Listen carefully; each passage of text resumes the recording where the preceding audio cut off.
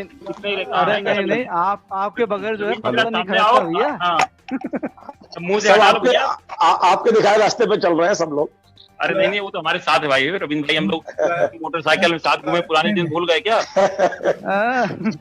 भैया स्कूटर से साथ घूमे हम लोग एक थाने में। मृगेंद्र सिंह का कोई जवाब नहीं भाई देखना कहाँ चलता है। सब लाइव पे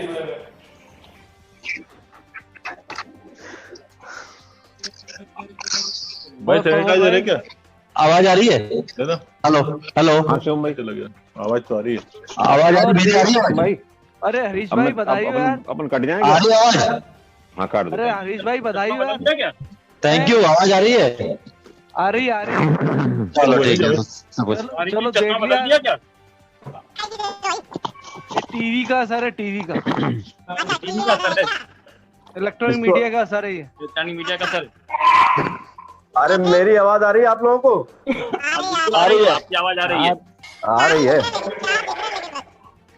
किसी ने कुछ यार रिजवान भाई लग रहा है कि रोजे में है। रिजवान भाई रोजे कर रहे हैं। चेहरा बता रहा है कि भाई के रोजा है। नहीं भैया सो के उठाओ। अच्छा सो गया लग रहा है। रात में जाग लेते हैं ना, तो उठ गया, सो गया था, सो के उठा। लग रहा है रिजवान गोवा बना के बाद तो रोजे भी आएगी। चार ही लोग दिख रहे हैं, लेकिन स्क्रीन में 4 दिख रहे हैं एक बार, बस 4 एक बार। नहीं 4 के ग्रुप में है अलग अलग, देखो। अच्छा नहीं तो फिर कैसे दिखेंगे एक साथ? सर आपको बधाई हो। Thank you. पॉइंटर है ना नीचे, पॉइंटर आ रहे हैं ना, देखो आप। अच्छा पॉइंटर आ रहा है, तो जो बोल रहा है इस टाइप करें। अच्छा अच्छा अच्छा अच्छा, ठीक है ठीक है। पॉइंटर से कैसे पता चलेगा? पॉइंटर को दबाते जाओ आप, तो 4 के ग्रुप में दिखता जाएगा। मैं दिख रहा हूँ। अच्छा सर आप तो दिख रहे हैं ना। जैसे मैं दिख रहा हूँ अभी, मुझे सेकंड पॉइंट दिख रहा है। हाँ मैं सेकंड वाले में हूँ या किसी और में देखना है मुझे? आप सेकंड वाले में हो। बदलता जाएगा, आप सेकंड वाले में हो। नहीं बदलता जाएगा वो। अच्छा वो बदलता जाएगा। ओके, अभी आप फोर्थ वाले दिख रहे हो आप हमें। वो तो चेंज आ गए, शायद आ गए। हाँ अब आ गए, आप फोर्थ वाले पॉइंट में दिख रहे हो आप। सीएम साहब, कमलनाथ जी। ठीक ठीक आ गए सर। आवाज नहीं आ रही आपकी? हेलो कमलनाथ जी आवाज नहीं आ रही? कमलनाथ जी की आवाज नहीं आ रही है। आवाज नहीं आ रही है आपकी? लाइव ऑन लगा दो। म्यूट पड़ा हुआ, म्यूट, उनका स्पीकर खुलवाओ। म्यूट हो गया स्पीकर। खुद ने म्यूट किया ना, इसको अपन नहीं हटा सकता। अपन को ही बंद करना पड़ेगा। इस पे हूं ना, मैं सुनील फोन कैसे पेश करूंगा?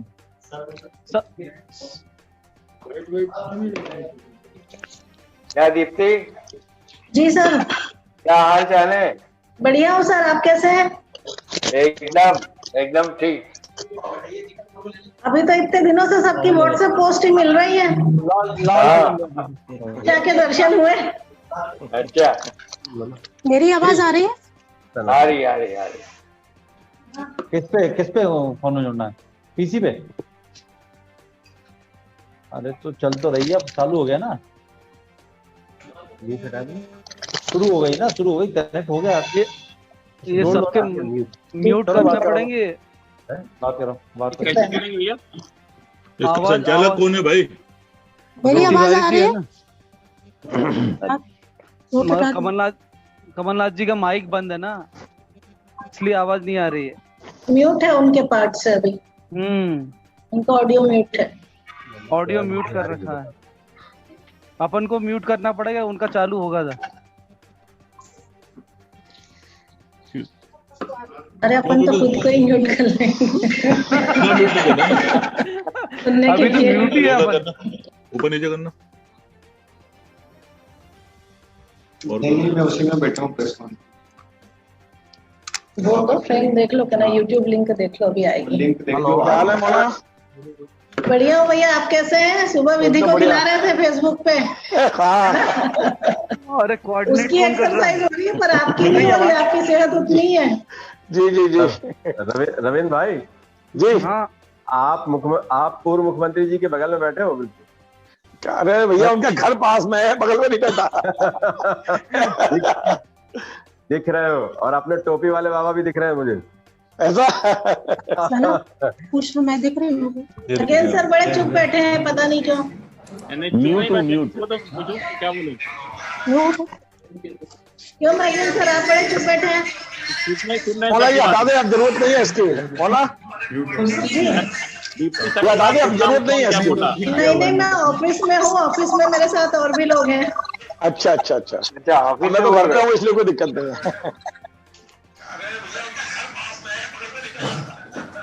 क्या तिवारी जी आ गए क्या?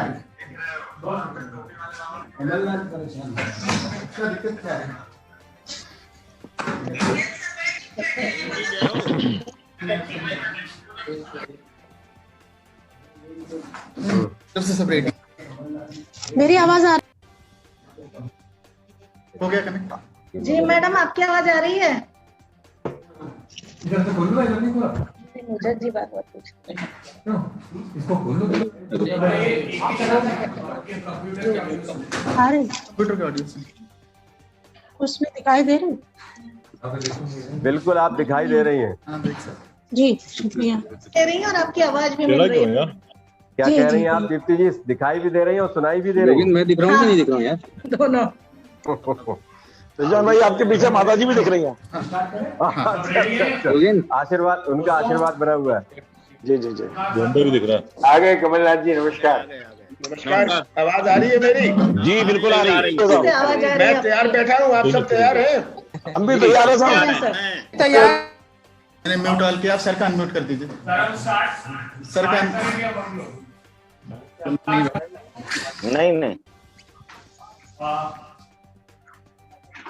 आप सब लोगों का इस पत्रकार वार्ता में इस कंपनी में नहीं चलते। हम लोग आपसे संवाद कर रहे हैं और अपेक्षा करते हैं यशस्वी प्रदेश कांग्रेस अध्यक्ष कमलनाथ जी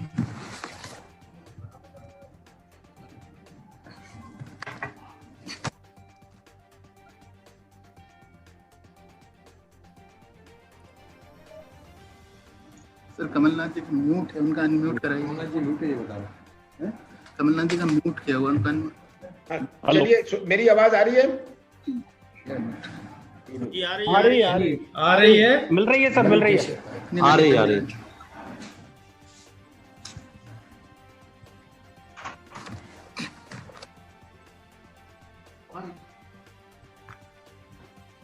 मिल रही है सर, मिल रही है। जी सर, जी मिल रही है सर आपकी आवाज। चलिए ठीक है तब। सर का म्यूट है, कोई वहां शुरू करे। करिए आवाज आ रही है सर, शुरू करिए। चला आ गई आवाज। सबसे पहले मैं आज उन्हें श्रद्धांजलि देना चाहता हूं जो हमारे बीच में नहीं रहे। हमारे जो भी कोविड के शिकार हुए उनको और उनको श्रद्धांजलि अर्पित करना चाहता हूं, दुख करना चाहता हूं उनके परिवार को। इरफान खान और ऋषि कपूर को भी मैं श्रद्धांजलि अर्पित करना चाहता हूं। आज एक बहुत शुभ दिन है। आज वर्ल्ड प्रेस फ्रीडम डे है, विश्व पत्रकार स्वतंत्र दिवस है। और इसका लक्ष्य है, ये यूनेस्को ने घोषित किया है, पूरे विश्व में इसको टेलीविजन में दिखाया जाएगा, जो भी इसमें अन्य कार्यक्रम होंगे, कि प्रेस को, पत्रकारों को स्वतंत्र और निर्भय रहने का इसका लक्ष्य है। और मुझे भी उम्मीद है कि हमारे सब मध्य प्रदेश के पत्रकार भी आज के दिन संकल्प लेंगे ये वर्ल्ड प्रेस फ्रीडम डे में स्वतंत्रता का और निर्भय का। ये मेरी पहली प्रेस कॉन्फ्रेंस है इस्तीफे के बाद। आप सबको मैं जानना नहीं चाहता हूं ये गवर्नमेंट कैसे गिरी, क्या क्या प्रलोभन थे, पर एक बात स्पष्ट है कि जो 22 विधायक गए, किस प्रकार का प्रलोभन दिया गया, आज ये बात जनता के सामने, आज आम आदमी समझ रहा है। और मुझे इस बात का बहुत दुख भी है 15 साल बाद कांग्रेस की सरकार बनी और मुझे 15 महीने मिले। 15 महीनों में से 2.5 महीने तो आचार संहिता और लोकसभा चुनाव में गए। काम के लिए मेरे पास केवल 12.5 महीने थे। मुझे इस पद का दुख नहीं है कि ये पद नहीं रहा। मुझे इस बात का दुख है कि मैंने योजनाएं शुरू करी थी वो आगे नहीं बढ़ पाई। जो मैं शुरू करना चाहता था वह शुरू नहीं हो पाई। ये मुझे इस बात का दुख है क्योंकि मध्य प्रदेश को मैं एक नई दिशा देना चाहता था और मैं चाहता था कि मध्य प्रदेश में विश्वास हुए, मध्य प्रदेश अपने देश का हॉर्टिकल्चरल राजधानी बने, हमारी कृषि क्षेत्र में नई क्रांति आए, हमारे जो मेट्रो था ये मेट्रो का काम तेजी से चले और ये चलना शुरू हुआ था। हमारे गौशाला का प्रोग्राम बड़ी तेजी से शुरू हुआ था, ये चल रहा था। ये भी इसका जो कंप्लीशन था नहीं था। एंटी माफिया मूवमेंट युद्ध जो हमने शुरू किया था, शुद्ध का युद्ध जो शुरू किया था, इन चीजों को मैं एक रास्ते पर लाना चाहता था। कहीं हम सफल हुए, कहीं हम असफल हुए, पर मेरे पास केवल 12.5 महीने थे। 15 साल बाद मेरा प्रयास था कि टेलीविजन की सरकार से एक विजन की सरकार बने और ये मैं सिद्ध करना चाहता था कि मुंह चलाने में और प्रदेश चलाने में बहुत अंतर है। हमारा क्या प्रयास था? आज मेरे से प्रश्न पूछे जाते हैं, 15 साल जो रहे प्रश्न पूछते हैं स्वास्थ्य सुविधा के बारे में, तरह तरह के प्रश्न पूछते हैं। मेरे पास तो केवल 15 महीने थे। जो 15 साल रहे वो 15 महीने का आज हिसाब मांग रहे हैं मेरे से। हमने शुरू किया था किसान फसल ऋण माफी योजना और इसकी बड़ी आलोचना हुई, पर ये आंकड़े स्पष्ट है और फिर से मैं दोहराना चाहता हूं कि जिन किसानों का कर्जा माफ हुआ ये हवा में नहीं हुआ, ये कागजों में नहीं हुआ। हर किसान, उसका गांव, उसका टेलीफोन नंबर आज मौजूद है। ये सब इसके आंकड़े ये इंटरनेट पर हैं और आप में से भी जो चाहे इसको प्राप्त कर सकता है। पहले फेज में हमारा प्रयास था कि जो परफॉर्मिंग एसेट्स थे, जो चालू खाते थे, उनका 50,000 रुपए तक का माफ किया जाए। कितनी बड़ी चुनौती थी ये कर्ज माफ की। केवल कह देना कि कर्ज माफ हो जाएगा, इससे कर्जा माफ नहीं होता। कैसी प्रक्रिया अपनाई जाए, कैसे नियम बनाए जाए। और बहुत मैंने आलोचना सुनी कि का कर्जा नहीं माफ हुआ, कोई कह रहा है। इसमें चुनौती आई कि लाखों किसान के एक खाते नहीं थे, एक से ज्यादा खाते थे, 2 खाते थे, 3 खाते थे, 4 खाते थे। इसका क्या उपाय है? कईयों ने ट्रैक्टर का कर्जा लिया हुआ था, किसी ने कोई इनकम टैक्स देते थे, जीएसटी में रजिस्टर्ड थे। ये तो हम माफ नहीं करने वाले थे। ये हमने जो नियम बनाए थे ये इनका कर्जा माफ नहीं होने वाला था। तो पहली फेज में इन सब चीजों के बावजूद हमने 20,22,000 किसानों का कर्जा माफ किया। ये था परफॉर्मिंग एसेट्स का। और 50,000 रुपए तक के परफॉर्मिंग एसेट्स और 2 लाख रुपए तक के जो कर्जा था, जो डिफॉल्टर थे, ये हमने किया, जिसके नाम, नंबर, गांव मौजूद है। हमने सेकेंड फेज की, दूसरे किस्त की शुरुआत करी, जिसमें हमने कहा जो चालू खाता है उनकी हम 1 लाख रुपए तक करेंगे। हमारा लक्ष्य था कि एक वित्तीय साल में, एक फाइनेंशियल ईयर में हम इसे कैसे आगे ले जाएं, इसे कैसे दूसरे फाइनेंशियल ईयर में लाएं।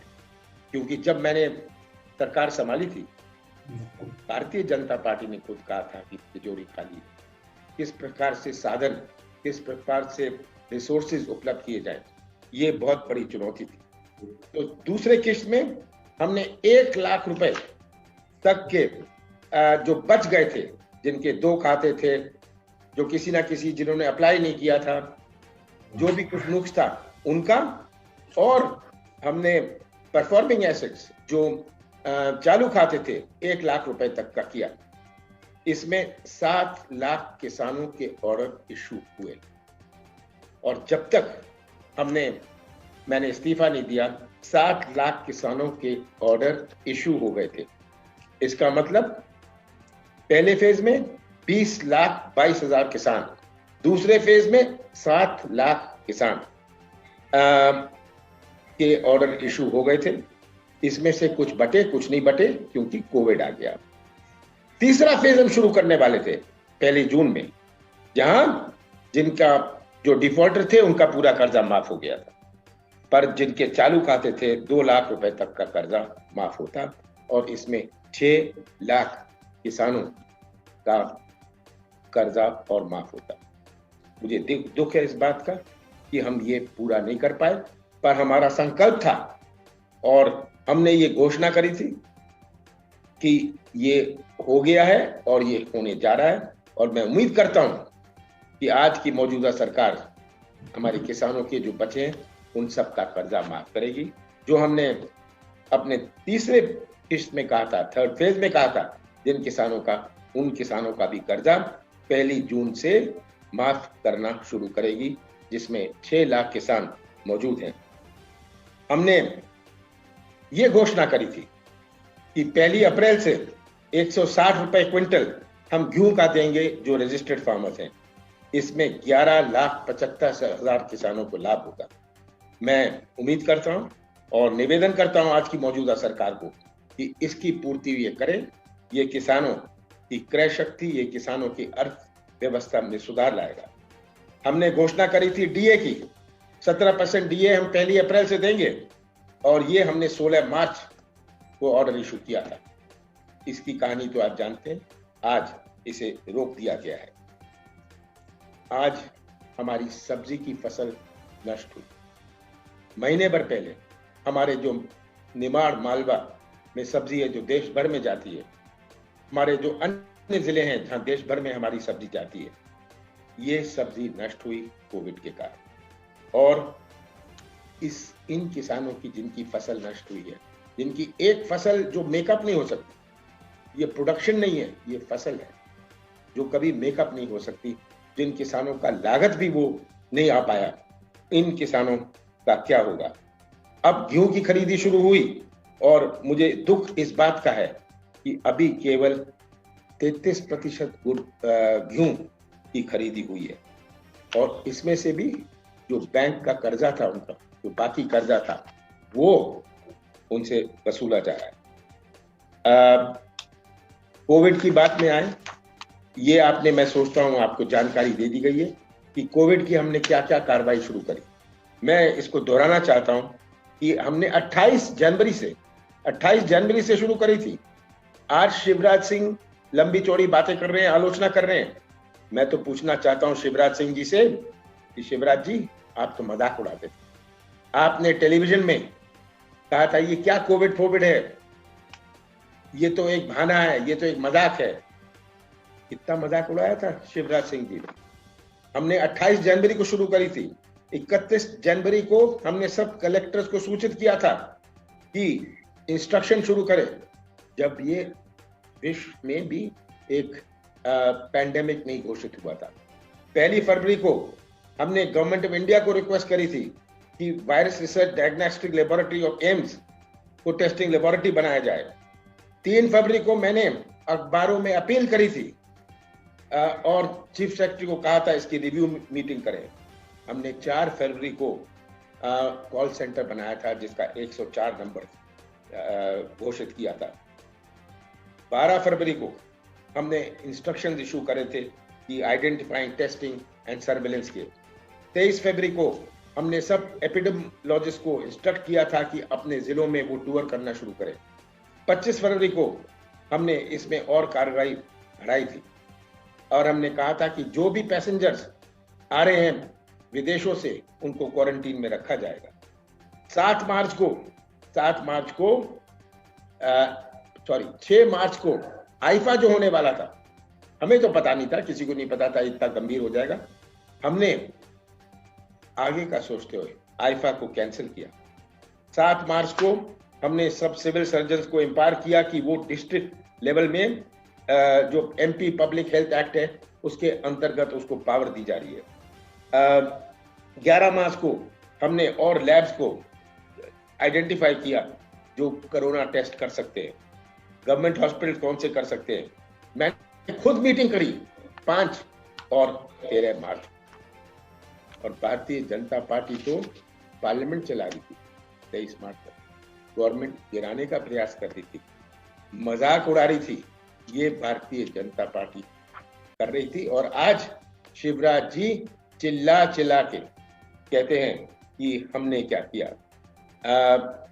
कितनी बड़ी चुनौती इस कोविड से हुई है, कितनी बड़ी चुनौती इस कोविड से हुई है। आज हमारे अर्थव्यवस्था प्रदेश की चौपट है, देश की तो चौपट है, मैं देश की बात नहीं करना चाहता हूं। हमारी आर्थिक गतिविधि कितनी घटी है। आज जो मजदूर होए, जो छोटा व्यापारी होए, जो छोटा दुकानदार होए, हमारे उद्योग से जुड़े हुए जो ट्रक हैं, जो बस हैं, जो ढाबे हैं, ये आर्थिक गतिविधि कैसे कितनी कम हुई है और इसका क्या प्रभाव पड़ेगा पूरे प्रदेश में अगले 1-2 सालों में। हमारे कितने लाखों करोड़ों हमारे नौजवान जो आज बेरोजगार घूम रहे हैं। मैं तो रोजगार की बात करता था, मैं तो बात करता था कि किस प्रकार हम मध्य प्रदेश में एक विश्वास उत्पन्न करें, हम मध्य प्रदेश का एक नया चेहरा बनाएं। आज ये अर्थव्यवस्था और आर्थिक गतिविधि जो चौपट हुई है, ये बहुत बड़ी चुनौती है। जो सैलरी, जो वेजेस हैं, जो तनख्वाह है, जो मजदूरों की तनख्वाह है, जो छोटे छोटे कर्मचारी हैं हर कंपनी में, हर व्यापार में, आज गवर्नमेंट इनकी तनख्वाह दे। केंद्र सरकार ने बड़ी घोषणाएं करी हैं। घोषणाएं की राजनीति बहुत आसान होती है, ये टेलीविजन की राजनीति बहुत आसान होती है। जो घोषणाएं करी हैं, इसका क्रियान्वयन, इसकी डिलीवरी कैसे हो, ये आज चुनौती है हमारे सामने। आज हमारे जो बिजली के बिल है, पानी के बिल है, इनको हम अगले 3 महीने तक माफ करें। आज जो हमारा टैक्स है, आज जो हमारा म्युनिसिपल टैक्स है, अन्य प्रकार की जमीनों पर टैक्स है, इनको माफ किया जाना चाहिए कुछ महीनों के लिए। जो छोटे व्यापारी हैं, जो छोटे उद्योग हैं, उनका 1 करोड़ रुपए तक का जो ब्याज है, 1 करोड़ का जिसका कर्जा है, उसका जो ब्याज है, इसे भी माफ कर देना चाहिए। आज हमारा मक्का हुई, आज मक्का का रेट 1100 रुपए पहुंच गया। आज हमारा किसान बेच नहीं पा रहा है समर्थन मूल्य में हमारा गेहूं। तो हमारा छोटा व्यापारी जो किराने की दुकान है गांव में, उसका क्या होगा, उसके व्यापार का क्या होगा? जो ट्रैक्टर चलाता था, जो मजदूरी करता था, उसका क्या होगा?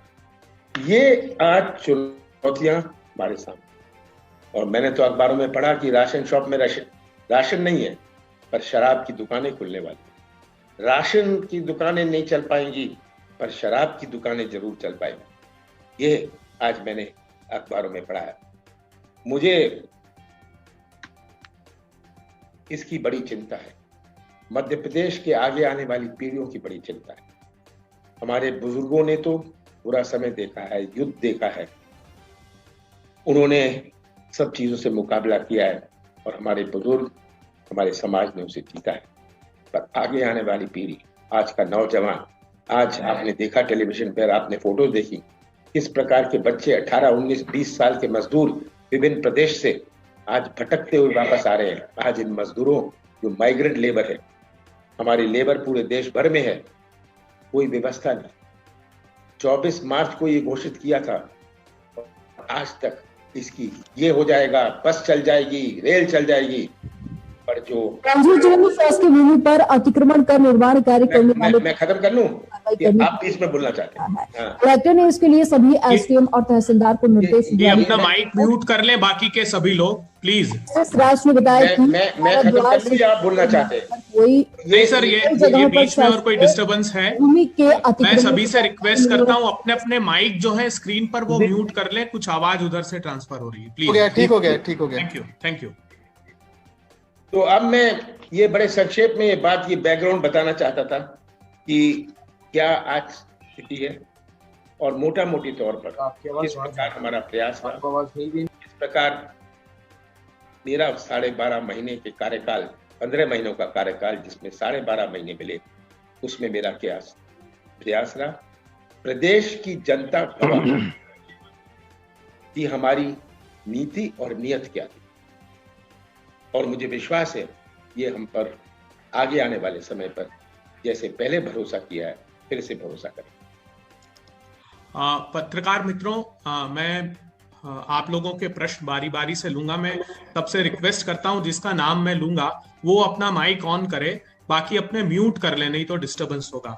मैं सबसे पहले आईबीसी से आमंत्रित करता हूं वत्सल जी को, वो स्क्रीन पर हैं, अभय जी, और उनका प्रश्न ले। क्या मैं अपना सवाल पूछ सकता हूँ? हाँ वत्सल जी पूछिए, आप सुन पा रहे हैं। सर, आज से 2 साल पहले आप प्रदेश कांग्रेस अध्यक्ष बने, हमने देखा कि किस तरीके से पार्टी ने मेहनत की और 15 साल बाद सरकार बनी। लेकिन आज जब हम स्थिति देखते हैं तो फिर वही स्थिति है, लेकिन 15 महीने आपकी 12.5 महीने जो आप कह रहे हैं वो सरकार है। आपको क्या वजह लगती है? क्या विधायकों को नजरअंदाज किया गया, भरोसा किया गया? क्या वजह थी कि जो सरकार जो थी वो सस्टेन नहीं कर पाई पूरे 5 साल तक, जबकि आपका विजन बहुत क्लियर था, आपने जो अभी हमको बताया? जो 22 विधायक गए, आप क्या उम्मीद करते हैं कि वो क्या कहेंगे कि हम इस प्रलोभन में गए, हमें ये टेम्पटेशन था, हमारे से ये सौदा किया हुआ, क्या ये बताएंगे या कहेंगे कि हम सरकार से संतुष्ट नहीं थे? एक एक विधायक की सूची मेरे पास है, जितने पत्र लिखे उनकी सूची मेरे पास है, उनके क्या कार्य हुए उसकी सूची मेरे पास है। पर आप क्या उम्मीद करते हैं कि वो आपको बताएंगे किस सौदे में ये गए? ये मैं नहीं मानता कि विधायकों ऐसी कोई बात थी जिससे वे दुखी थे, वे नाराज थे। समय समय पर मेरे पास मिल लेते थे, पर मुझे भी प्रदेश संभालना। मैंने अपनी गवर्नमेंट आउटसोर्स नहीं करी थी। आप जानते हैं कि पिछले सालों में गवर्नमेंट को तो आउटसोर्स किया जाता था, मैं खुद चला था। मैं मंत्रियों और अधिकारियों के साथ बैठ के खुद चला था कि हमें एक नया विजन से हमारा प्रयास था। तो ये आप कहें, कोई कहे कि ये विधायक दुखी थे, मैं इसे स्वीकार करने को तैयार नहीं। मैं अब रिक्वेस्ट करता हूं न्यूज 18 से प्रवीण जी हैं तो आए स्क्रीन पर और अपना सवाल पूछें। प्रवीण दुबे जी।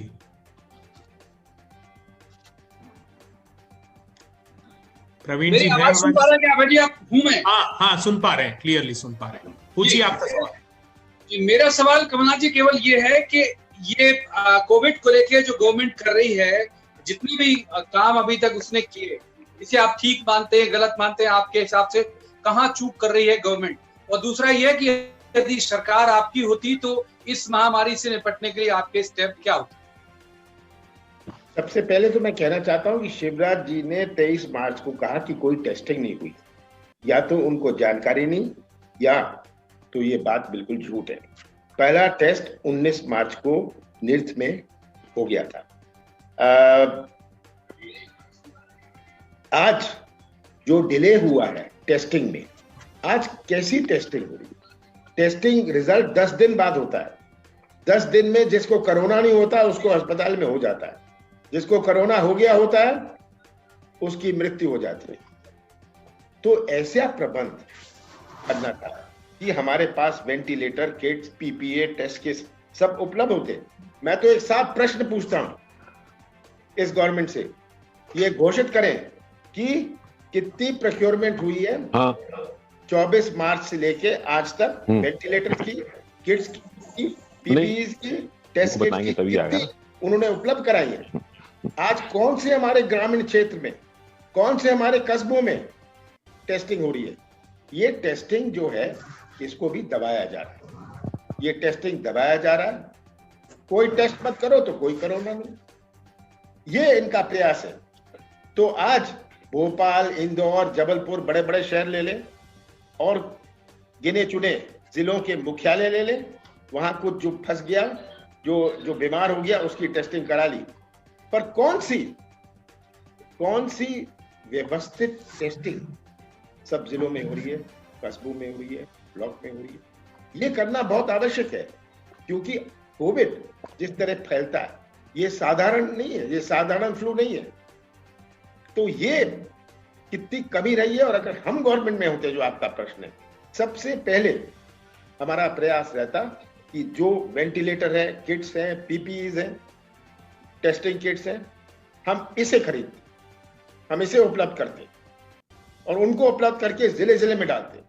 आज प्रश्न भोपाल, इंदौर, जबलपुर और बड़े शहरों का नहीं है, आज कस्बों का है, आज गांव का है। जितने सारे मजदूर वापस आ रहे हैं, इन्फेक्शन लेके आ रहे हैं, अपने गांव में जा रहे हैं, उनका क्या होगा?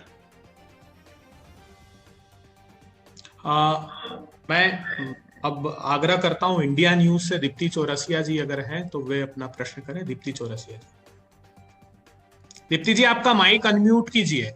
दीप्ति जी माइक अनम्यूट कीजिए। अभय जी, मैं अब न्यूज स्टेट ज्वाइन कर चुकी हूँ। अच्छा, सॉरी, माफ कीजिएगा, क्षमा कीजिएगा। जी जी बिल्कुल, मैं 2 सवाल पूछना चाह रही हूँ। एक तो ये कि कमलनाथ जी ने अभी कहा कि हमारी सरकार टेलीविजन की नहीं विजन की है, तो निश्चित ही विजन की सरकार है, काफी सारी प्लानिंग उन्होंने बताई। लेकिन सबसे बड़ी बात यह है कि इतना अच्छा विजन था और कमलनाथ जी का खुद का इतना लंबा राजनीतिक अनुभव था, फिर वो अपनी पार्टी को डिवीजन से क्यों नहीं रोक पाए? और मेरा दूसरा सवाल यह है कि डिवीजन की एक बहुत बड़ी वजह कहीं ना कहीं ये मानी जा रही थी कि जो कांग्रेस अध्यक्ष पद को लेकर थी कि कौन चाह रहा था और कौन नहीं चाह रहा था। तो अब ये पद किसके पास होगा? क्या कमलनाथ जी खुद अपने पास रखेंगे? जहां तक पहले आपका दूसरा क्वेश्चन में पहले आंसर कर दूं कि जैसी नियुक्ति हो जाएगी दूसरे अध्यक्ष की, मैंने तो लोकसभा चुनाव के बाद कांग्रेस अध्यक्ष को कहा था कि मैंने अब दूसरा अध्यक्ष बना दिया जाए, मुझे यहाँ रहने में दिलचस्पी नहीं है। पर अब जो परिस्थितियां हैं, अब हमारे पास 24 उपचुनाव हैं, कोविड है, इसमें क्या फैसला दिल्ली से होता है, हमारी कांग्रेस अध्यक्ष करती है, ये आगे आने वाला समय बताएगा। आपने कहा अनुभव का, मुझे अनुभव था राजनीति का, मैं बहुत सारे पदों में रहा हुआ हूं, पर मुझे अनुभव इस सौदे का, इस प्रलोभन का नहीं था। मुझे अनुभव इस प्रकार की महत्वाकांक्षा का नहीं था, किसी व्यक्ति की महत्वाकांक्षा का नहीं था। ये इस प्रकार की राजनीति से मैं कभी नहीं जुड़ा था, तो ये मेरे लिए एक आश्चर्यजनक बात थी। और बीजेपी ने जो ये अपनाई, एक एक करके मेरे से तो विधायकों ने बात करी। जब ये बेंगलोर में थे, कितने विधायकों ने, मैं बोलना नहीं चाहता, उन्होंने बात करी और मुझे बताया किस प्रकार का प्रलोभन है, मुझे बताया कि ये है। मैंने कहा जो आप ठीक समझते हैं आप कर लें। दैनिक भास्कर से हमारे साथ अनिल गुप्ता जी हैं, दैनिक भास्कर से। गुप्ता है, लोकल भास्कर। हाँ, अनिल जी आप अपना प्रश्न कर सकते हैं। हेलो, मेरी आवाज आ रही है आप तक? आप श्रीवास्तव जी, अच्छा चलिए ठीक है। दैनिक भास्कर जबलपुर से, चलिए अनिल जी आप पूछ लीजिए। मेरा प्रश्न ये है कि प्रदेश के पूर्व 2 मंत्रीगण, एक तो सज्जन सिंह वर्मा और दूसरे पीसी शर्मा ने ये कहा था, सार्वजनिक बयान दिया था कि कमलनाथ ही नेता प्रतिपक्ष होंगे, क्या ये सही है? मैं प्रश्न नहीं समझा, आप क्या प्रतिपक्ष की नेता की बात? नेता प्रतिपक्ष की बात कर रहा हूं। आपके 2 मंत्रियों ने यह कहा था कि कमलनाथ जी ही नेता प्रतिपक्ष की भूमिका निभाएंगे। अभी ये तय नहीं हुआ है, ना तो कोई विधानसभा है, ना कोई विधानसभा चलने की कोई संभावना है। ये बात हमारी कांग्रेस अध्यक्ष तय करेंगी जब ये समय आएगा। अभी जब इसकी कोई चर्चा नहीं हो रही, कोई बात नहीं उठ रही, विधानसभा नहीं चल रही, तो सबकी अपनी अपनी राय होती है और सब अपनी राय प्रस्तुत करते हैं जो उन्होंने करी है। बंसल न्यूज से हमारे साथ शरद द्विवेदी जी हैं। शरद जी आप अपना प्रश्न कीजिए।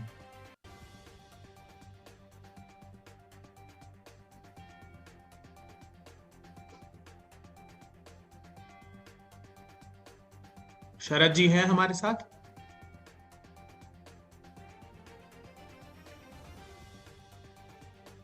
शरद जी? हाँ, शायद कोई टेक्निकल इशू है। मैं तब तक रिक्वेस्ट करता हूं, जी न्यूज से हरीश दिवेकर जी हैं हमारे साथ, वे अपना प्रश्न करें।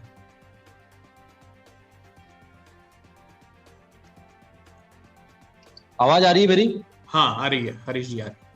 कमलनाथ जी, शिवराज जी ने आरोप लगाया है कि किसान फसल बीमा का जो पैसा था आपने नहीं दिया। उनकी सरकार आई तो उन्होंने पैसा दिया जिससे किसान के खाते में 3,000 करोड़ रुपए गया। आप कर्ज माफी की बात करते हैं, क्या किसान कर्ज माफी के अलावा जो फसल बीमा का पैसा मिलना था कांग्रेस सरकार ने नहीं भरा था क्या? ये बिल्कुल गलत है।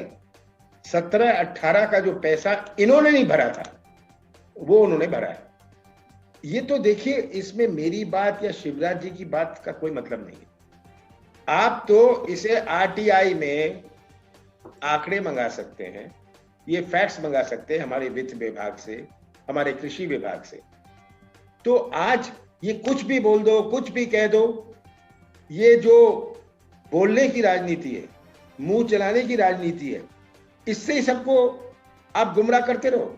ये गुमराह की राजनीति बहुत हो गई, आम जनता समझ रही है। और मैं तो आप सब जो पत्रकार वहां बैठे हैं, आपसे तो निवेदन करूंगा कि जो भी शिवराज सिंह जी कहें, आप आरटीआई में इसके फैक्ट्स मंगा लीजिए। एक सवाल और है मेरा, एक सवाल और हरीश जी सप्लीमेंट्री बाद में ले लेंगे, एक बार सबका क्रम। जरूर, छोटा सवाल है, जरूरी सवाल है, छोटा सवाल है। ठीक है, ये सवाल है, क्या ये 24 उपचुनाव है, क्या आपको उम्मीद है सरकार में वापस लौट पाएंगे? कितनी उम्मीद है, कितने % देते नंबर के? मुझे तो पूरी उम्मीद है, क्योंकि आम जनता, आज बहुत अंतर है मतदाताओं में। मैंने 40 साल से चुनाव लड़ा है। अगर मैं आज प्रयास करूं कि जैसे मैं 40 साल पहले या 20 साल पहले चुनाव लड़ता था, मैं जानता हूं क्या हाल होगा। आज मतदाताओं में बहुत जागरूकता है, आज मतदाताओं में बहुत समझ है। आज मतदाता चुप रहते हैं, सब समझते हैं। और ये बात साबित हुई, ये बात महाराष्ट्र में साबित हुई, हरियाणा में साबित हुई, झारखंड में साबित हुई कि ये गुमराह हम नहीं होने वाले। तो आज ये समझते हैं, आज मतदाता हर इस 22 सीटों में समझ रहा है किस प्रकार का धोखा उनके साथ हुआ है, इस प्रकार के लालच से ये गए हैं जो 22 गए हैं। और जीतने तो छोड़िए, इनको मुंह तोड़ जवाब मिलने वाला है। और मुझे विश्वास है कि जो 22 ये चुनाव है, 24 उपचुनाव है, 2 तो हमारे विधायकों की मृत्यु के कारण है, पर 22 जो छोड़ के गए, आज इनका क्या हाल हो रहा है। सोशल मीडिया देखिए, आप गांव-गांव में जाके पता चलाइए, आपकी भी टीम हर जिले में है, कि इनके बारे में क्या कहा जा रहा है और आपको परिणाम क्या होगा ये स्पष्ट हो जाएगा। हमारे साथ टाइम्स ऑफ इंडिया से सुचान्ना गुप्ता जी हैं। सुचान्ना जी आप अपना प्रश्न कीजिए।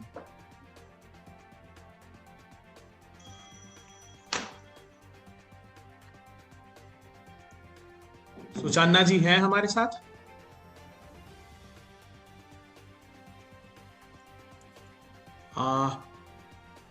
विजय दास जी अगर हो, विजय दास जी आप अपना प्रश्न कर सकते हैं। मेरी आवाज आ रही है? जी जी। कमलनाथ जी, मेरा सवाल है, जब 22 विधायक बंगलोर चले गए, उसके बाद भी दिग्विजय सिंह जी ने बार बार दावे किए कि कमलनाथ जी की सरकार 5 साल के लिए मजबूत है और सरकार नहीं गिरेगी। तो मेरा ये सवाल है, उनके इस दावे का और उनके इस भरोसे को लेकर आपने भी दावा किया था कि सरकार नहीं गई, और कल परसों आज तक में ये बात आई, आज तक चैनल में ये बात आई कि आपने भरोसा कर लिया, वो गलत था जिसकी वजह से सरकार चली गई। तो क्या आप मानते हैं कि आपने झूठा भरोसा कर लिया था विधायकों पर? सबसे पहली चीज है, जो आज तक ने कहा है ये बहुत गलत है और इसका मैं खंडन करता हूं। 4 पत्रकार मुझे साथ साथ मिले थे, पता नहीं उनमें से कोई यहाँ मौजूद है या नहीं है, वो गवाह है। इन्होंने ऐसी कहानी बना दी कि मैंने कहा दिग्विजय सिंह ने का जजमेंट गलत था। मेरा जजमेंट गलत था। दिग्विजय सिंह के भी अंदाज में ऐसी बात थी, मेरे अंदाज में भी ऐसी बात थी कि ये नहीं जाएंगे। मुझे कभी विश्वास नहीं था कि हमारे कांग्रेस के विधायक या कोई भी विधायक इस प्रकार के प्रलोभन और इस प्रकार के सौदे में जाएगा। बात बड़ी लंबी हो गई थी, मैं तो कह रहा हूं, मेरे से बात करते थे पर मुझे विश्वास नहीं था। तो दिग्विजय सिंह ने जैसे मेरा विश्वास था उन पर, वैसे दिग्विजय सिंह का विश्वास था। बंसल न्यूज से हमारे साथ शरद द्विवेदी जी जुड़ गए हैं। मैं उनसे आग्रह करता हूं कि वे अपना प्रश्न करें।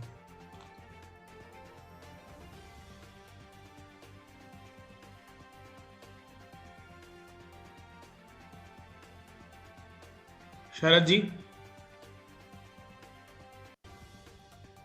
अनम्यूट करिए सर। जी शरद जी पूछिए। शरद जी सुन पा रहे हैं आप? शरद जी म्यूट है आपका मोबाइल।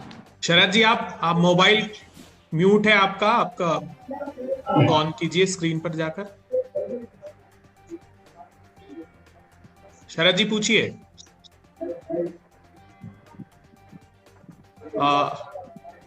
मैं तब तक नवीन पुरोहित जी हैं IND24 से, नवीन पुरोहित जी हैं हमारे साथ। अब है उनको ले लीजिए आप तब तक। आपको मेरी आवाज आ रही है सर? हाँ आ रही है, क्लियरली आ रही है। सर मेरा प्रश्न ये है कि 15 सालों के बाद जब भारतीय जनता पार्टी की सरकार गई तो शिवराज जी के अंदर एक कॉन्फिडेंस दिखा कि टाइगर जिंदा है, टाइगर विल बैक, वापस आएगा। जो भी आधार रहा हो, सरकार उनकी वापस आ गई। लेकिन आज चाहे कांग्रेस की बात हो, कांग्रेस के कार्यकर्ताओं की बात हो, कमलनाथ जी की बात हो, सबको एक विश्वास और है कि अगले 15 अगस्त को कांग्रेस पार्टी के मुख्यमंत्री के तौर पर, मध्य प्रदेश के मुख्यमंत्री के तौर पर कमलनाथ जी झंडा बंदन करेंगे।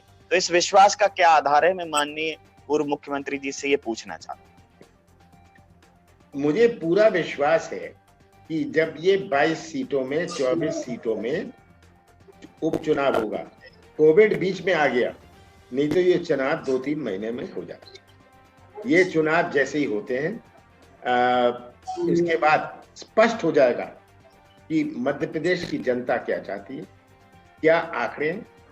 ये आंकड़े से आप भी जानते हैं। तो ये जब ये 24 सीटों के उपचुनाव, उनमें से हम 20-22 जो जीतेंगे, क्या ये सरकार टिक पाएगी? इसलिए मेरा इसमें सोच बड़ी स्पष्ट है। NDTV से अनुराग द्वारी जी हमारे साथ हैं। अनुराग जी आप अपना प्रश्न कीजिए। अनुराग द्वारी, आपका माइक म्यूट है। अनुराग जी आवाज आ रही है आपको? हाँ अब आ रही है अनुराग जी। हाँ, मेरा एक छोटा सा सवाल था कमलनाथ जी। जो आपका मंत्रिमंडल था उसका चयन आपने किया था, जो उसमें मंत्री थे, मेरा खास करके एक सवाल जो स्वास्थ्य मंत्री हैं तुलसीराम सिलावट जी, उनको लेकर के है, क्योंकि ग्लोबल पैंडेमिक ये 11 मार्च को घोषित WHO ने कर दिया था, लेकिन आहट कोरोना की बहुत पहले आ गई थी। अब उन्होंने पाला बदला, उन्होंने क्या तैयारी की? जाहिर सी बात है जब उनके मंत्री थे तो इसके मंत्रिमंडल के मुखिया के तौर पर वो जिम्मेदारी आपकी भी थी, आपके स्वास्थ्य मंत्री की भी थी। ये ठीक है कि बीच में सारा नाटक शुरू हो गया, राजनीतिक उठापटक शुरू हो गई और 23 तारीख को शिवराज जी ने शपथ ली। लेकिन हम ये जानना चाहते हैं कि क्या जब इसकी आहट शुरू हो गई थी, क्योंकि हम सब जानते हैं कि 47,000 लोगों पर यहाँ पर मध्य प्रदेश में एक वेंटिलेटर है, 74,000 लोगों पर एक ICU का बेड है, तो जब आपकी 1.5 साल की सरकार थी और जब ये कोरोना की आहट शुरू हो गई, तब आपकी सरकार ने क्या प्रोक्योरमेंट किया था? और क्या आप मानेंगे कि बतौर स्वास्थ्य मंत्री तुलसीराम सिलावट को लेना बड़ी भूल थी? देखिए, अब किसको लेना किसको नहीं लेना ये तो अब बीती हुई बात है, पर ये मैं कहना चाहता हूँ, ये तो WHO ने इसकी घोषणा करी 12 मार्च को कि ये पेंडेमिक है। उसके पहले तो मैंने तैयारी शुरू कर ली थी कि किसको अंदाज था, क्या आपको अंदाज था ये गंभीरता हो जाएगी? पर हमने कार्रवाई शुरू कर दी थी और 10 मार्च को तो ये बेंगलोर चले गए। तुलसी सिलावट की आप बात कर रहे हैं, 10 मार्च को या 9 मार्च को ये बेंगलोर चले गए। उनको चिंता नहीं थी, उनको जानकारी थी, वो उनका विभाग था, पर मैंने बताया क्या बात थी, क्या कारण था। तो उसके बाद भी मैंने 12 मार्च और 13 मार्च की इसकी अलग अलग मीटिंग करी। जब ये मुझे चिंता हुई, जब WHO ने इसे पैंडेमिक डिक्लेयर कर दिया, एक तरफ लोकसभा चल रही थी, एक तरफ राजस्थान, छत्तीसगढ़ और अन्य प्रदेश, उड़ीसा प्रदेश अपनी विधानसभा को स्थगित कर रहे थे, और जब 16 मार्च को हमारे स्पीकर ने, प्रजापति जी ने कहा कि ये कोरोना के कारण मैं स्थगित कर रहा हूं 26 मार्च तक, तो कितना मजाक उड़ाया। तो हमने प्रयास शुरू कर दिए थे, और अगर ये डिस्टर्बेंस नहीं हुआ होता, ये व्यवधान नहीं हुआ होता, तो हम इसमें आगे बढ़ते। पत्रिका से हमारे साथ अरुण चौहान जी हैं। अरुण जी, आप अपना प्रश्न कीजिए। सर, एक तो अरुण तिवारी हूँ सर मैं। अच्छा, अरुण तिवारी कर दूं, और अच्छा ठीक है। नहीं, सर नहीं, अरुण जी मैं जानता हूँ, मुझे अरुण चौहान जी लिखाया था, इसलिए मैं ठीक है। अरुण तिवारी जी हमारे बहुत अच्छे मित्र और वरिष्ठ पत्रकार हैं। पूछिए आप अरुण जी। सर, मेरा एक सवाल है छोटा सा कि ये बात भी आई है, उपचुनाव आगे होने हैं सर, लेकिन जो क्या सिर्फ प्रलोभन के कारण ये लोग गए हैं, या कहीं हमें कुछ कमी रह गई थी, चूक हुई थी? क्योंकि जो लोग गए हैं, एक तो उनमें से सारे लोग वो नहीं हैं जो सिंधिया समर्थक थे, कुछ उसमें ऐड होते गए। 19 गए थे, 22 वहां पे हो गए। तो क्या तालमेल की कुछ गड़बड़ी थी, या जो युवा और वरिष्ठ का कॉम्बिनेशन था उसमें कहीं थोड़ी बहुत वो मिसमैच था? कुछ इस तरह के कारण भी रहे हैं? कोई मिसमैच नहीं था, ये जानते थे, ये मुझे मिल लेते हैं। मैं नाम नहीं लेना चाहता, इनमें से कईयों ने मेरे से बात करी, कई जब दिल्ली में थे। पर आप ये को समझ नहीं है, ये कैसे गए कर्नाटक, किसके प्लेन में गए, इनका इस्तीफा किसने दिया, सुप्रीम कोर्ट में कौन गए? बीजेपी। क्या ये गए क्योंकि वो असंतुष्ट थे? बीजेपी उनके पीछे लगी कि वो असंतुष्ट थे? ये तो साफ स्पष्ट होता है, इसमें कोई रिसर्च करने की जरूरत नहीं है कि क्या कारण था। मैं नहीं मानता कि ये स्वतंत्र थे। इनमें से 2-3 तो मुझे पहले भी मिले थे, उसके 2-3 दिन पहले मिले थे, बीच में मिले थे, बीच में मेरे से बात हुई, वापस आए थे बेंगलोर से। तो मैं इसमें अब व्यक्तिगत आरोपों में नहीं जाना चाहता, क्योंकि अब इसका खुलासा मेरे और आपके बीच में तो छोड़िए, आम जनता में हो चुका है। हमारे साथ नई दुनिया से ऋषि पांडे जी हैं।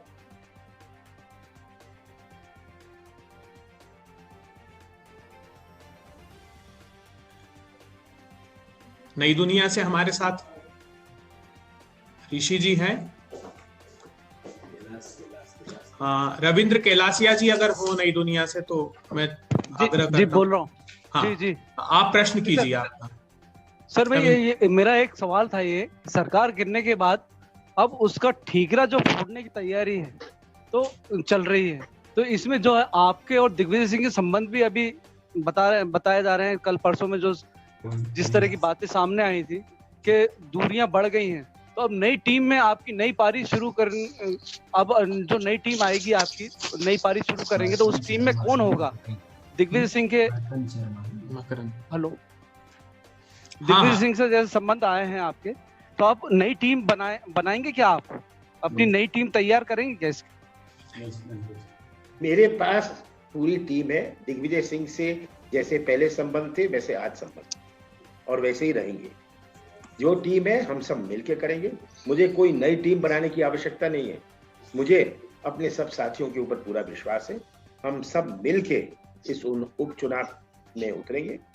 उपचुनाव की हम तैयारी शुरू कर रहे हैं। अलग अलग लगभग रोजाना मेरे अलग अलग लोगों से बात होती रहती है, जिलों में बात होती है, ब्लॉक में बात होती है, मैं फोन पर करता जा रहा हूँ। तो ऐसी कोई बात नहीं है कि नई टीम बनाने की आवश्यकता पड़ेगी मुझे। दैनिक भास्कर से हमारे साथ कोई साथी है जुड़ा हुआ? दैनिक भास्कर से भोपाल संजय दुबे। अच्छा, संजय जी आप हैं, ठीक है। संजय जी आपका स्वागत है, आप अपना प्रश्न पूछिए जी। नमस्कार कमलनाथ जी, नमस्कार। हेलो।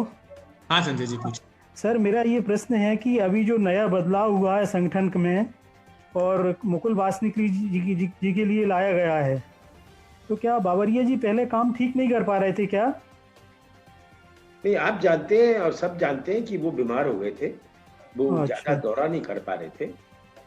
ये अस्पताल में उनको पहला अटैक आया था, भोपाल में ही आया था, जब उनको दिल्ली ले जाया गया, 15 दिन अस्पताल में रहे, अहमदाबाद में रहे, अभी भी उनका स्वास्थ्य पूरा ठीक नहीं था, तो उन्होंने इस्तीफा दिया। ऐसी कोई बात की वो कर रहे थे, काम ठीक नहीं कर रहे थे, पर जिसका स्वास्थ्य ठीक ना हो, जिसके पास पूरा समय नहीं हो, उसमें तो ये बात फील होती है। इसीलिए कांग्रेस अध्यक्ष ने, ये तो बाबरिया जी ने खुद अपना इस्तीफा मेरे ख्याल में काफी समय पहले दे दिया था, इसका इस्तीफा उन्होंने स्वीकार कर दिया और अब उन्होंने मुकुल वासनिक जी को, जिनको बहुत अनुभव है, उनको बनाया।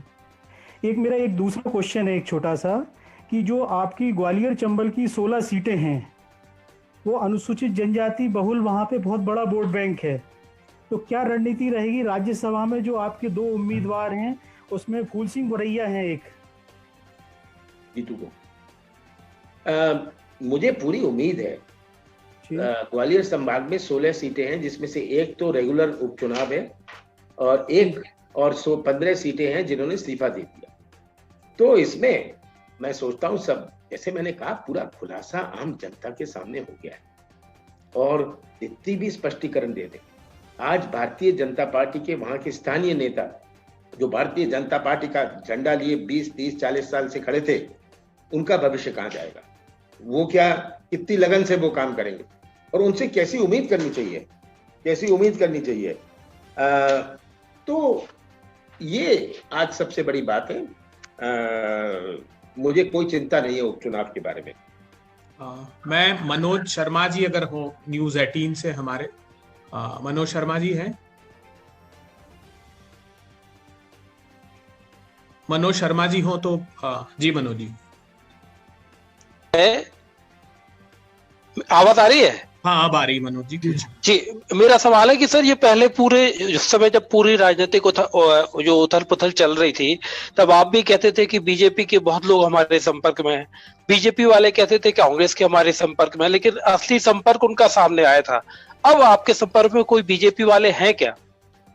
मेरे से तो बहुत सारे संपर्क में हैं, मैं तो सबसे संपर्क रखता हूँ। समय आने पर वो भी सामने आएंगे। अभी मंत्रिमंडल का ये अपना पूरा मंत्रिमंडल बना लें, पहला मंत्रिमंडल इतिहास में है जो इतने समय तक एक ही मुख्यमंत्री रहा, उसके बाद 5 बनाए। अब क्या करेंगे? अब किसको बनाएंगे, किसको नहीं बनाएंगे, कौन से संभाग को, कौन से जिलों को अपना प्रतिनिधित्व देंगे, क्या कितने वरिष्ठ होंगे, कितने नए होंगे, ये सब तो अब शिवराज जी को झेलना पड़ेगा। झेलें इसको बैठ के। और मुझे दुख है इस बात का कि प्रदेश में इतनी गंभीर स्थिति, आर्थिक स्थिति, अर्थव्यवस्था, आर्थिक गतिविधि चौपट होना, कोविड, ये सब के बावजूद भी एक ऐसी सरकार जिसका मंत्रिमंडल नहीं बन सकता। क्यों नहीं बन सकता? ये मेरा प्रश्न है। मैं अब आखिरी 3-4 प्रश्न, हम 2-3 प्रश्न और लेंगे सिर्फ। मैं आज तक से रवीश जी अगर हों तो उनसे अनुरोध करता हूं कि वे अपना प्रश्न करें।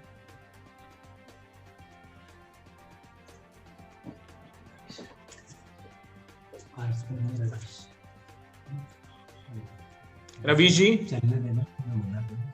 हाँ, अनुराग मालवीय अगर हमारे साथ हो, अनुराग जी आप अपना प्रश्न करें।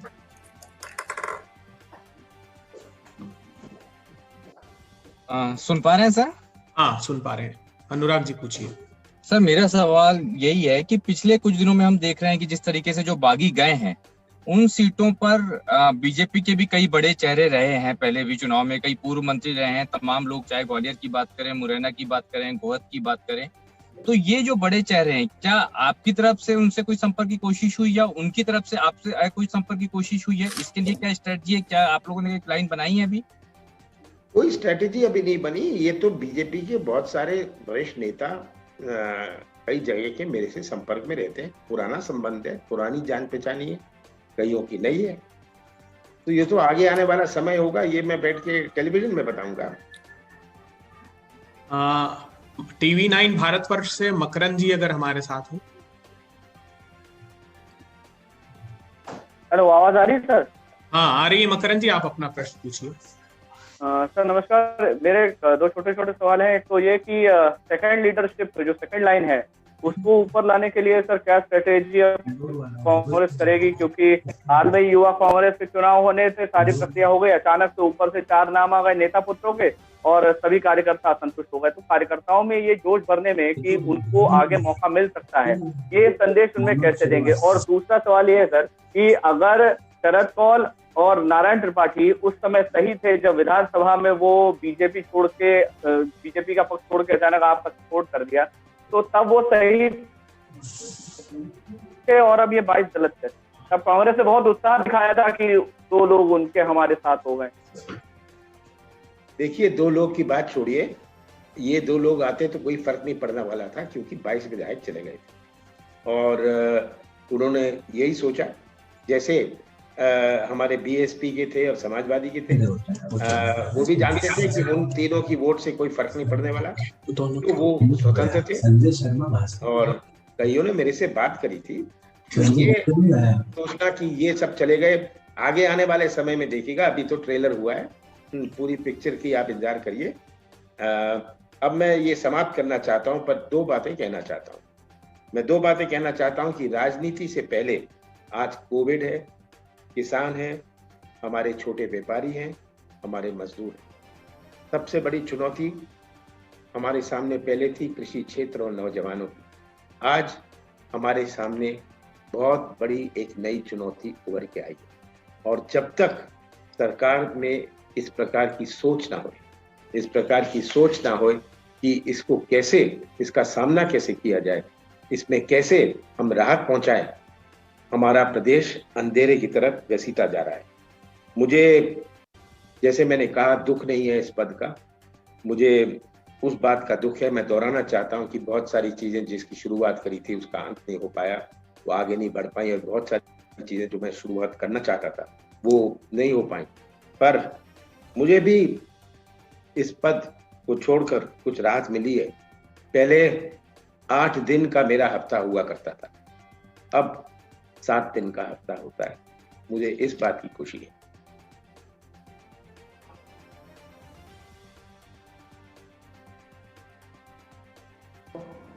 अभय जी, मेरा एक सवाल है। हेलो अभय जी, मेरा एक सवाल है। कोई बच गया है? सर मैं बच गया हूँ, ब्रजेश। हाँ बोलो ब्रजेश। सर मैं ये जानना चाहता था कि आप आर्थिक मामलों के बड़े जानकार रहे हैं और दावोस वगैरह आपने दुनिया बहुत देखी है, और तो सर ये हमारा जो मध्य प्रदेश छोटा राज्य है वो कोरोना की जो इतनी इस महामारी से कैसे उबर पाएगा? कितनी मुश्किल है मध्य प्रदेश सरीके छोटे राज्य की, जहाँ पे रोजगार की इतनी तंगी है। यार पूछता हूँ, मैंने ये कह दिया कि हमें छोटे व्यापारी आर्थिक गतिविधि कैसे फिर से शुरू करी जाए, और इसकी हमारी जो रणनीति है होनी चाहिए, ये छोड़ के कि यहाँ नुकसान हो रहा है वहां नुकसान हो रहा है, कि आर्थिक गतिविधि कैसे शुरू की जाए, कैसे उनको राहत मिले। कर्ज की, ब्याज की बात होए, छोटे व्यापारियों की ब्याज की बात होए, हमें जिनकी तनख्वाह नहीं दे पा रहे हैं, जिनकी रोजी रोटी चलती थी, पूरी दुकान चलती थी, पूरा व्यापार चलता था, पूरे छोटे कारखाने चलते थे एक महीने की आमदनी से, उनको किस प्रकार की राहत देंगे।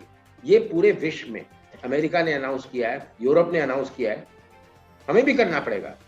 ये आज प्रधानमंत्री आके बोल दें ये ऐसे सबका को दे दी जाए, प्रधानमंत्री आके बोल दें, शिवराज जी आके बोल दें, इसकी डिलीवरी कैसे होगी, इसका क्रियान्वयन कैसे होगा? ये कह देना कि ये सब हो जाएगा, ये हमने तय कर लिया है, ये हमारी नीति है, इससे कुछ नहीं होने वाला जब तक इसकी डिलीवरी ना हो, जिसका ये इसका क्रियान्वयन ना हो, जब तक ये सब जो राहत है सब लोगों तक पहुंचे ना, इसका कोई मतलब नहीं है। मेरा एक सवाल और रह गया है कमलनाथ जी, एक सवाल भी करना चाहता हूँ। ये जिस तरह जो भाजपा छोड़ के गए विधायक छोड़ के गए हैं, तो वो ये बोल रहे हैं, प्रचारित कर रहे हैं कि चलो चलो चलो, मतलब सुनाई नहीं पड़ रहा। मेरा एक सवाल लीजिए ना अभय जी। आवाज आ रही है आपको?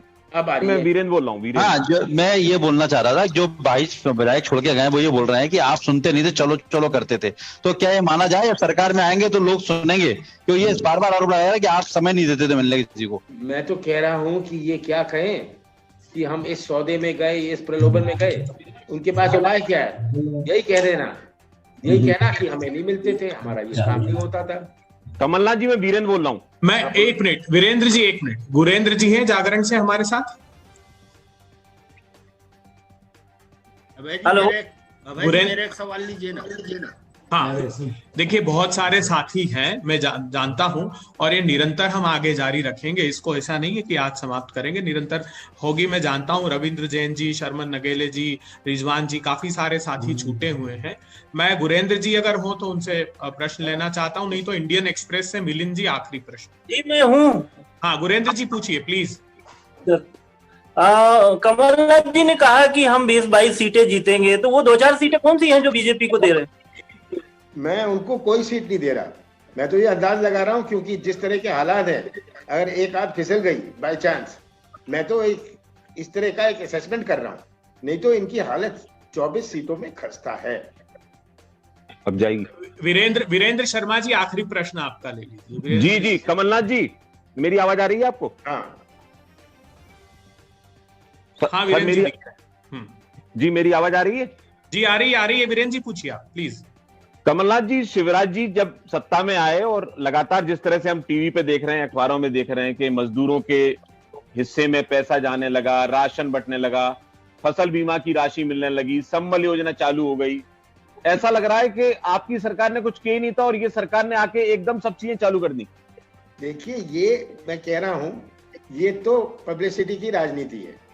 अब किसको क्या पहुंचा, क्या राशन पहुंच रहा है, कितने लोग आज चिल्ला रहे हैं, आज किसानों की क्या हालत है, ये पहुंच गया। कोई कहे ना मुझे मिला, ये तो कहने वाले नहीं मिल रहे। ये तो शिवराज जी की घोषणाएं हैं। जैसे इनकी घोषणा की राजनीति है, वो सोचते हैं फिर से इस समय भी ये घोषणा की राजनीति को चालू रख सकते हैं। बड़ी भूल में है, क्योंकि जनता इसे स्वीकार नहीं करने वाली। पत्रकार साथियों, मैं बहुत बहुत धन्यवाद आप लोगों का करना चाहता हूं, और हम आगे भी इसी प्रकार से माननीय प्रदेश अध्यक्ष जी के साथ निरंतर संवाद करते रहेंगे।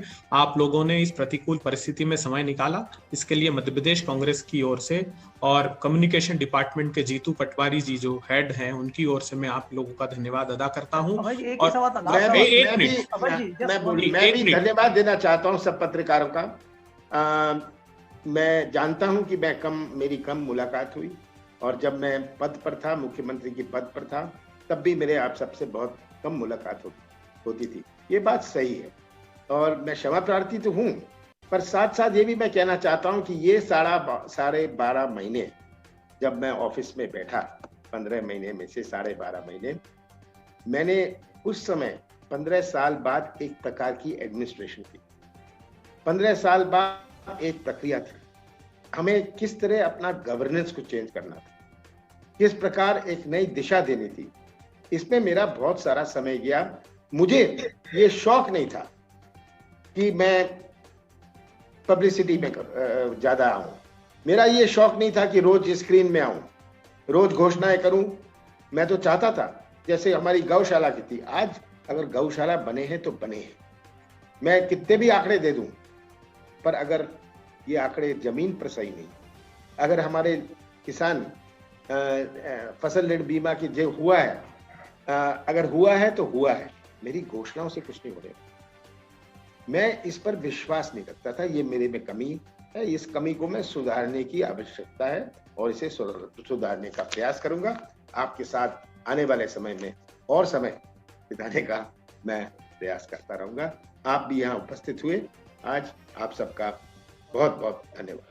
पत्रकार साथियों, जल्द ही हम जो कम्युनिकेशन डिपार्टमेंट ने एक फिल्म तैयार की है, कोविड की जो तैयारियां पहले सरकार की थी, कमलनाथ जी की सरकार की, उस पर एक शॉर्ट फिल्म है, वो वीडियो हम कल आपको उपलब्ध कराएंगे। जीतू पटवारी जी उसको ऑफिशियली लॉन्च करेंगे।